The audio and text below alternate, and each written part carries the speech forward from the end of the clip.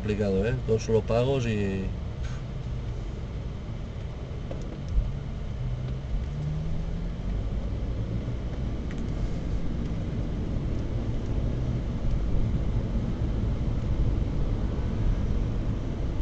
¿Y escuchaste que publicaron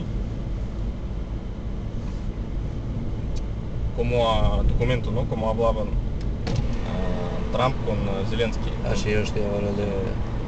Y demócratas dijeron que queremos también que América, ¿no? La Casa Blanca publica como hablaban Putin y Trump.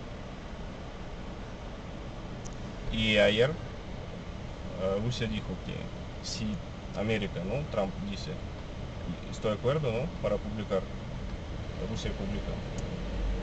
No como hicieron americanos. Que Putin no tiene nada que esconder, vaya. No, no. Si América dice, vale, ¿no? ¿Por qué tiene que Rusia publicar si alguien dijo, ¿no?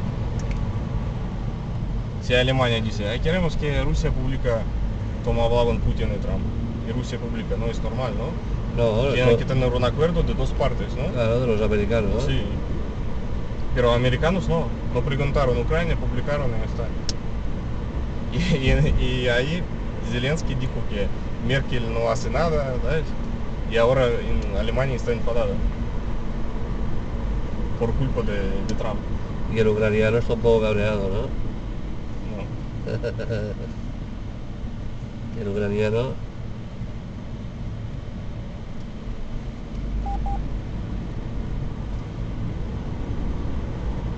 ¿Qué ha sido ese pito? ¿La cámara o el coche? Antes había un radar que pita